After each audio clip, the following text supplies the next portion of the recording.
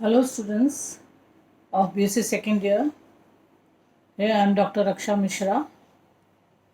Today I will take your topic from the third unit of secondary growth in dicotyledons. डायकोटिलेडन्स का पहले भी मैंने एक लेक्चर लिया है आपका, उसी की कंटिन्यूटी में लेक्चर सेकंड है। अब हम उसके आगे के पैरामीटर्स पढ़ेंगे, जिसमें पहले हमने पढ़ा था कि सेकेंड ग्रोथ क्या होती है और कैसे होती है। अब हम पढ़ेंगे टाइप्स ऑफ सेकेंडरी ग्रोथ कितनी होती हैं और एनुअल रिंग्स क्या होती हैं, इसमें हार्टवुड और सैपवुड क्या होता है, टाइलोसिस के बारे में।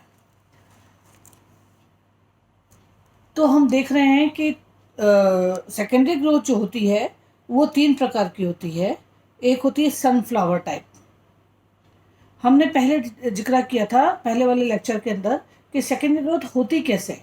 उसमें हमने पाया था कि जो जाइलम और फ्लोएम के बीच में एक कैम्बियम पैरेन्काइमेटस टिश्यूज होते हैं, जिसे हम कैम्बियम कहते हैं, वो जो कैम्बियम टिश्यूज होते हैं वो मेरिस्मेटिक हो जाते हैं, और दो वेस्कुलर बंडल्स के बीच के अंदर जो पैरेन्काइमेटस टिश्यूज होते हैं, मीन्स दो वेस्कुलर बंडल्स के पार्श्व में जो पैरेन्काइमेटस टिश्यूज पाए जाते हैं वो भी मेरिस्मेटिक हो जाते हैं, और वो मेरिस्मेटिक होकर के एक कैम्बियम रिंग बनाते हैं, जिसे इंट्राफेस्कुलर कैम्बियम रिंग कहा जाता है। और जो दो वेस्कुलर बंडल्स के बीच में कैम्बियम होते हैं उसको इंटरफेस्कुलर कैम्बियम कहा जाता है। अब ये इंटरफेस्कुलर कैम्बियम रिंग और इंट्राफेस्कुलर कैम्बियम रिंग दोनों जुड़ करके बाहर की तरफ फ्लोएम, सेकेंडरी फ्लोएम, और अंदर की तरफ सेकेंडरी जाइलम बनाते हैं। इतना हम जो एक इम्पॉर्टेंट कंसेप्ट है वो हम पढ़ चुके थे। अब हम टाइप्स पढ़ेंगे, जिसमें आप ध्यान से देखिएगा बहुत थोड़ा फ़र्क होता है। जैसे सनफ्लावर में तो बिल्कुल वैसे ही होता है जैसे कि ओरिजिनल सेकेंडरी ग्रोथ मैंने बताया था आपको, बेसिक सेकेंडरी ग्रोथ जैसे बताया था वही होता है। फिर भी मैं एक बार बता देती हूँ आपको कि इसमें संवहन फूल जो होता है वो भी एक वलय में ही उपस्थित होते हैं, मीन्स एक रिंग में ही उपस्थित होते हैं, और उनके जो इंटरफेसिकुलर क्षेत्र है उसमें संकरी मध्यतक मीन्स मेडुलरी रेज पाई जाती हैं। पुलीय एधा के पार्श्व में, मीन्स दोनों साइड में इसकी रेखा में स्थित जो मज्जा किरणें होती हैं, मेडुलरी रेज होती है, मीन्स दो वेस्कुलर बंडल्स के कैम्बियम के जो पार्श्व में जो पैरेन्काइमेटस रिंग्स होती हैं, रेज जो होती हैं, वो संयोजी मृदुतक होती हैं, और वो मेरिस्मेटिक होकर के इंटरफेस्कुलर कैम्बियम या पार्श्व में स्थित इंट्राफेस्कुलर कैम्बियम एधा वो ये बनाती हैं, और ये एक दूसरे से जुड़ करके एक संवहन एवं वेस्कुलर कैम्बियम बनाते हैं, जिसे एक कंप्लीट रिंग बन जाती है, कैम्बियम रिंग बन जाती है, जिसे हम वेस्कुलर कैम्बियम रिंग भी कहते हैं। ये कैम्बियम या एधा की है वलय दोनों तरफ, मीन्स पेरिफेरी की तरफ टुवर्ड्स द एपिडर्मिस और towards the pith inside the cambium ring, दोनों तरफ जो है परिधि की और भीतर मज्जा की और दोनों तरफ द्वितीय उत्तकों का निर्माण करते हैं। ये तो है सनफ्लावर टाइप, जो सिंपल मैंने आपको पहले समझाया था उसी कॉन्सेप्ट पे है। अब जो अंतर आता है एरिस्टोलॉकिया के अंदर, उसमें सिंपल कुछ भी नहीं है। उसमें सूर्यमुखी के तने के समान प्राथमिक मज्जा रश्मियाँ जो होते हैं के वो जो मधुतक पुलीय एधा जो होती है, फेस्कुलर कैम्बियम जो होती है, वो पार्श्व के उसी रेखा के प्लेन में होते हैं, ठीक है ना, और वो मेरिस्मेटिक हो जाते हैं, और अंतरपुलीय एधा मीन्स इंटरफेस्कुलर कैम्बियम बनाते हैं, जो दोनों पार्श्व में पुलीय एधा से एक कैम्बियम वलय मीन्स कैम्बियम रिंग बनती है। यहाँ तक सूर्यमुखी टाइप के तरह ही हो रहा है। सूर्यमुखी से भिन्न, अब इससे डिफरेंट क्या है एरिस्टोलॉकिया में, वो देखिए आप। अंतरपुलीय कैम्बियम मीन्स इंटरफेसिकुलर कैम्बियम द्वितीय संवहन ऊतक जाइलम व फ्लोएम नहीं बनाती है। यह एधा, यह कैम्बियम दोनों तरफ मृदुतक पैरेन्काइमेटस टिश्यूज बनाती हैं, या मज्जा किरणें या मेडुलरी रेज बनाती हैं, जो रेडियल दिशा में वृद्धि करती हैं, आर्य दिशा में वृद्धि करती हैं। और जो फेस्कुलर कैम्बियम होता है वो दोनों और बाहर और भीतर की ओर द्वितीय संवहनोत्तक या सेकेंडरी वेस्कुलर बंडल्स बनाते हैं। ये बेसिक डिफरेंस है इन दोनों के अंदर। इस प्रक्रिया के कारण द्वितीयक वृद्धि में सेकेंडरी ग्रोथ के पश्चात संवहन पूल एक दूसरे से दूर ही बने रहते हैं।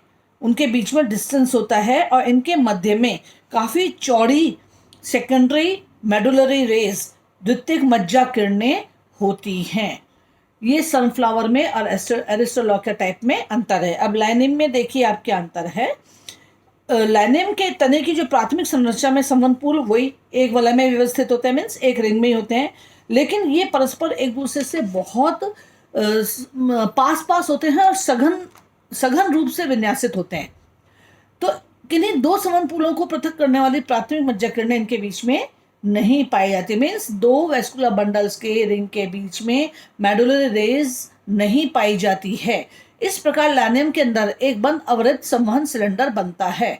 तो जो मज्जा रश्मियों की अनुपस्थिति के कारण द्वितीयक वृद्धि जब होती है, सेकेंडरी ग्रोथ जब होती है, तो उसमें इंटरफेसिकुलर कैम्बियम एधा नहीं बनती, क्योंकि इंटरफेसिकुलर कैम्बियम जो दो वेस्कुलर बंडल्स थे उनके पार्श्व में जो पैरेन्काइमस टिश्यूज मेरिस्टेमेटिक होती हैं उसके द्वारा बनती हैं। पर जब मेरिस्टेमेटिक टिश्यूज या मेडुलरी रेज है ही नहीं, तो इसलिए वहाँ यहाँ अंतःपुले एधा बनती ही नहीं है। ये बहुत बड़ा डिफरेंस है सनफ्लावर टाइप से लाइनम टाइप में।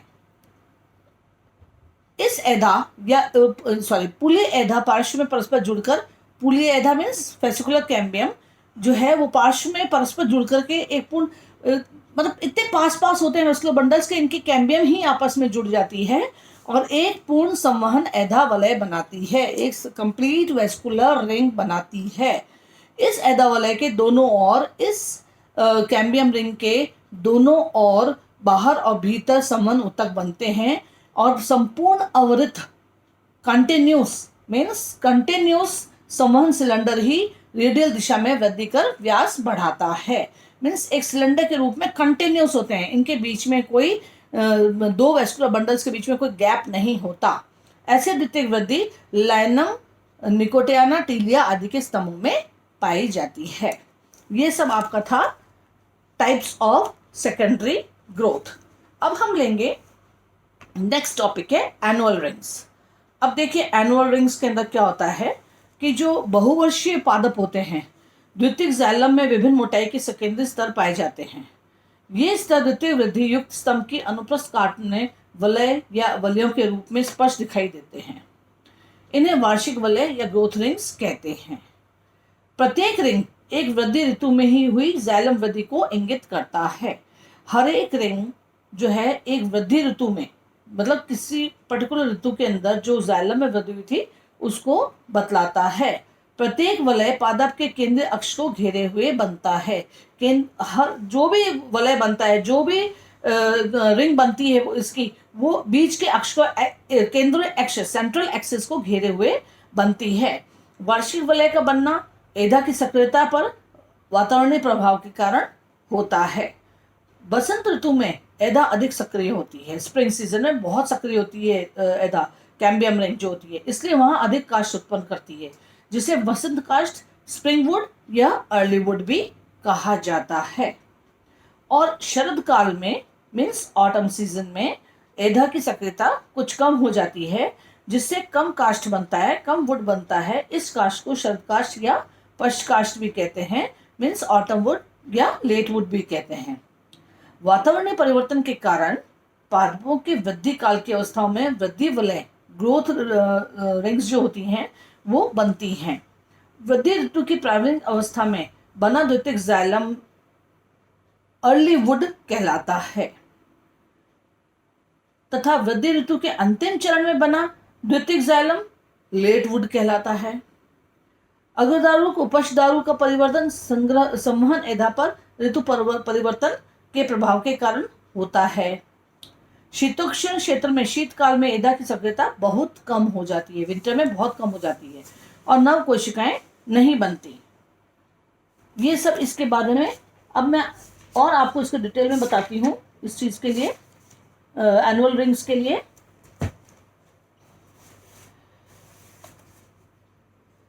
पादप में जब द्वितीयक वृद्धि होती है तब अगर उसका अनुप्रस्थ काट लिया जाए तब बसंत व पतझड़ काष्ठ के वलय दिखते हैं, जिसमें अंदर की ओर बड़े क्षेत्र में हल्के भूरे रंग के तो बसंत काष्ठ होते हैं और बाहर कम क्षेत्र में गहरे भूरे रंग के पतझड़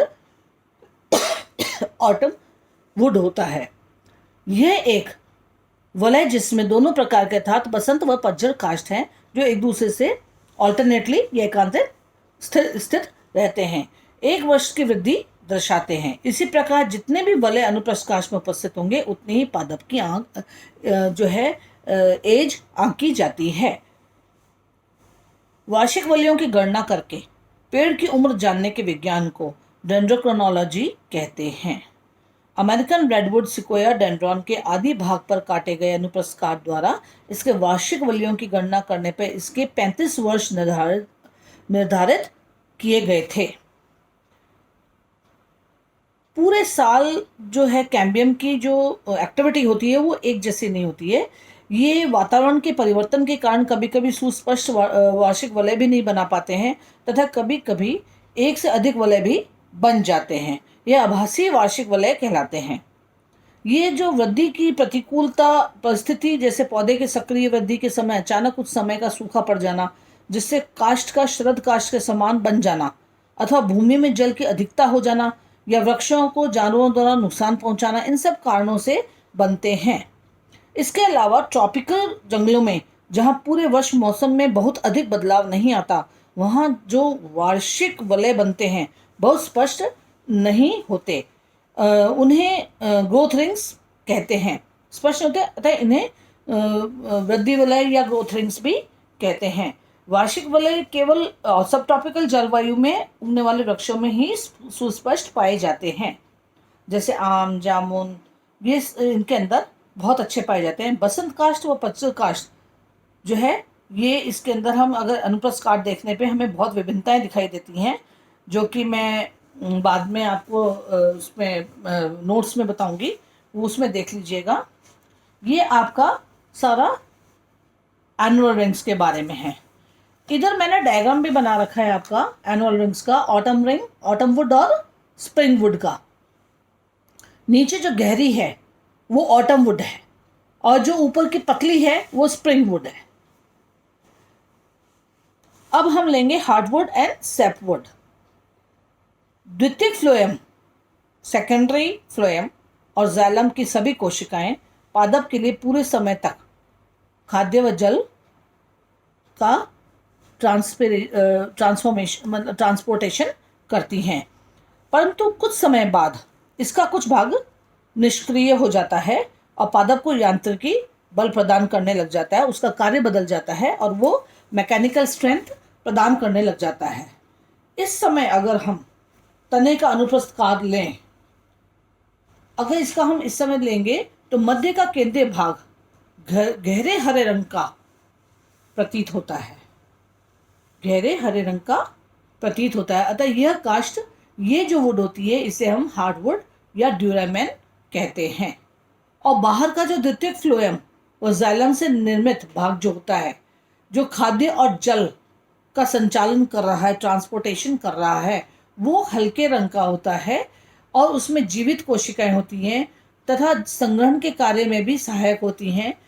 द्वितीयक वृद्धि के बढ़ते इस टाइप के वुड को सैपवुड कहते हैं। जैसे डायग्राम में भी हमने देखा है कि नीचे का पोर्शन जो है, बीच का पित्त की तरफ वाला जो पोर्शन है वो बहुत गहरा है और गहरे भूरे रंग का है, वो है हार्डवुड। और वो डेड सेल्स भी हैं। और जो सैपवुड है वो बहुत हल्के रंग का है और उसकी सेल्स जीवित होती हैं। द्वितीय वृद्धि के बढ़ते रहने से जो रस काष्ठ का परिधि भाग क्रियाशील रहता है, अंदर का हिस्सा टैलोसिस बनने के कारण अंतःकाष्ठ में परिवर्तित हो जाता है। अंतःकाष्ठ की मृत कोशिकाएं द्वारा जल चालन नहीं हो पाता, क्योंकि ये टाइलोसिस अंदर चले जाते हैं तो ये वाटर और स्टोरेज फूड मटेरियल के ट्रांसपोर्टेशन को बाधित करते हैं। अतः ये यांत्रिकी बल प्रदान करने का कार्य करते हैं। इन कोशिकाओं में गोंद, टैनिन, रेजिन, हेमेटोक्सिन उपस्थित होते हैं। अतः ये फर्नीचर आदि बनाने के लिए भी कीटरोधी व अच्छी उपयुक्त काष्ठ मानी जाती है। ये आपका हार्डवुड और सैपवुड के बारे में बताया है। अब हम लेंगे टाइलोसिस। जो अभी टाइलोसिस वर्ड मैंने ऊपर भी जिक्र किया था।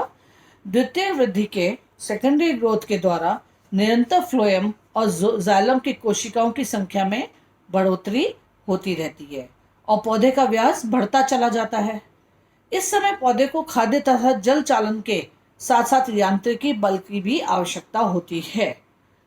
तब ऐसे काष्ठ में जिसमें जाइलम मृदुतक पाया जाता है और अरीय मृदुतक रे और एक्सियल पैरेन्काइमा कोशिकाओं वाहिकाओं की गुहिका से गर्तों द्वारा संपर्क में रहती हैं तथा मृदुतक कोशिका के केंद्र तथा केंद्रिका द्रव्य के अजैव कोशिक पदार्थ गोंद, रेजिन, टैनिन, तेल, क्रिस्टल आदि वाहिका की गुहिका में आकर उसे अवरुद्ध कर देते हैं।